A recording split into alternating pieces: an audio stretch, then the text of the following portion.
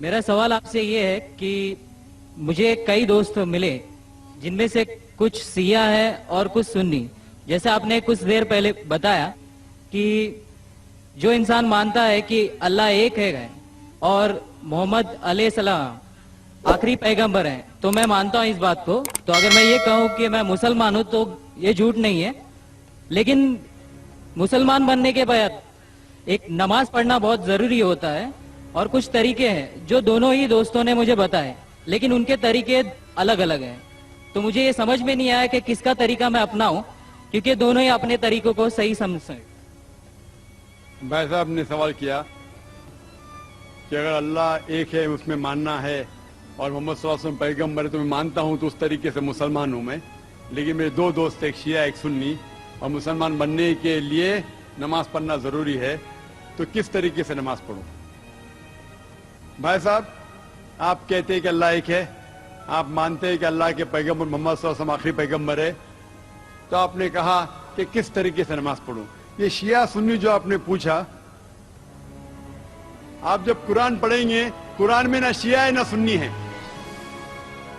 قرآن میں نہ شیعہ ہے نہ سنی ہے. قرآن شریف میں کہا گیا ہے سورہ عمران میں سورہ نمبر 3 آیت نمبر 103 میں وَاعْتَصِمُوا بِحَبْلِ اللَّهِ جَمِيعًا وَلَا تَفَرَّقُوا, کہ آپ آپس میں اکٹھا ہو کے اللہ کی رسی کو مضبوطی سے پکڑو. اللہ کی رسی ہے قرآن اور صحیح حدیث. تو آپ دیکھیں قرآن میں کیا لکھا ہے اور اللہ کے رسول کے صحیح حدیث میں کیا لکھا ہے. تو جو بھی آپ سے کچھ کہتا ہے اگر قرآن اور صحیح حدیث کے مطابق ہے آپ اس کی بات مانو. جو ذاکر کہتا ہے وہ بھی کچھ اہم نہیں اسلام میں, ذاکر اسلام میں زیرو ہے. جو ذاکر کہتا ہے وہ بات ماننا ضروری نہیں, لیکن جب میں قرآن کا حوالہ دیا تو آپ کو قرآن کی بات ماننا فرض ہے. جب میں صحیح حدیث کا حوالہ دیا تو آپ کو صحیح حدیث کی بات ماننا ضروری ہے.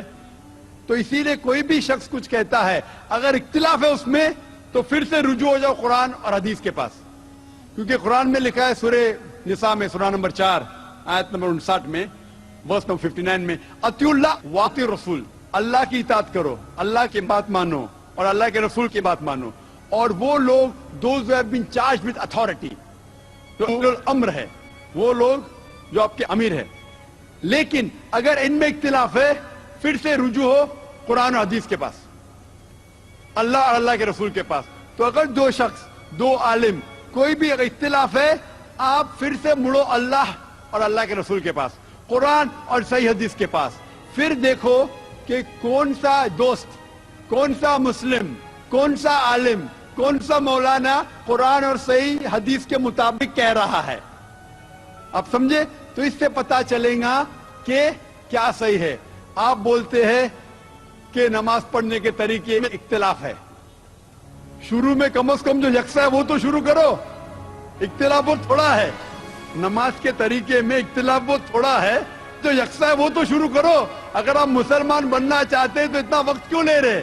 خالی نام کے مسلمان ہونا ضروری نہیں ہے, وہ کوئی فائدہ نہیں. عملی طور پہ مانو کہ اللہ ایک ہے, اس کی عبادت کرو اور آخری رسول محمد صلی اللہ علیہ وسلم پہ ایمان لاؤ. اور اس کے بعد پھر تحقیق کرو آپ کے دو دوست لوگ جو بول رہے قرآن سے کون میچ کرتا ہے, صحیح حدیث سے کون میچ کرتا ہے. کیونکہ اللہ کے رسول فرماتے, صحیح بخاری کی حدیث ہے, اس طریقے سے نماز پڑھو جس طریقے سے آپ نے مجھے دیکھا. تو جو صحیح حدیث سے ثابت ہے, قرآن اور صحیح حدیث سے, اس طریقے سے نماز پڑھو. لیکن اگر 19-20 فرق ہے, کم از کم جو یکساں ہے وہ تو شروع کرو. اختلافی باتوں پہ تحقیق کرو, انشاءاللہ پتہ لگ جائیں گا آپ کو کیا صحیح ہے. تو انشاءاللہ ابھی آپ صرف نام کے مسلمان مت نہ ہو, عملی طور کے اوپر مانو کہ اللہ ایک ہے اور اللہ کے رسول محمد صلی اللہ علیہ وسلم آخری پیغمبر ہے. Hope that answers the question. Thank you, sir.